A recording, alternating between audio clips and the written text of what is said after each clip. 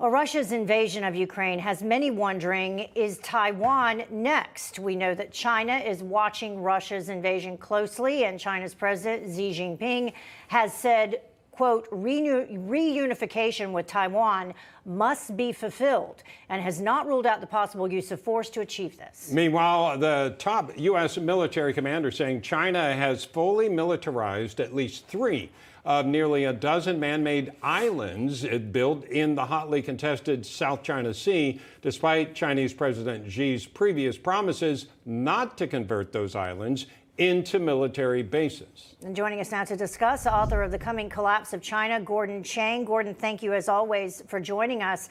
I want to go back to China and Russia for a moment, though, because you tweeted out something earlier in reference to purchases of wheat, and we were talking about food shortages possibly stretching across the world as a result of all this. But you think perhaps China had a heads up that this was going to happen. Explain that. In 2021, China was buying wheat from every place on the planet. And a lot of people were interested in this hoarding and saying, why is Beijing doing it? Now, at the time, I thought it was because China does have worsening food shortages. But a possibility is that they may have known that Putin was planning an invasion of Ukraine, a major wheat exporter. That would also mean sanctions on Russia, which is also a wheat exporter. And I think that this is one indication that China actually knew about Russian plans well into last year. And one of the things China does, in fact, is they have farms in Ukraine that they actually raise the wheat and send it back to themselves in China. I wanted to ask you about Taiwan, because that gets a lot of attention from folks. I wanted to know, what does China want from Taiwan? As simplistic as that question may be, the reason I ask that is with President Putin, he is destroying cities to take them over. But certainly China doesn't want to destroy Taiwan because it must have something that it wants.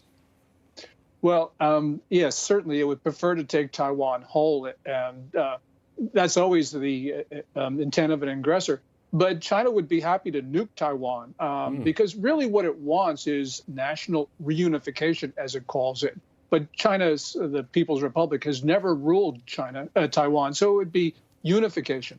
One of the things there that's very important to them, we talk about its strategic location because it's at the intersection of the South China and East China Seas. That's the first island chain.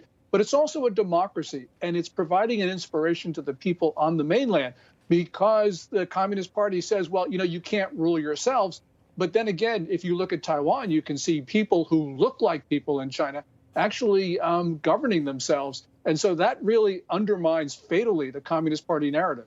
Yeah, I want to turn your attention now to this. President Biden speaking to a business roundtable of CEOs, their quarterly meeting, saying, quote, that there's going to be a new world order. Listen to this. Now is the time when things are shifting.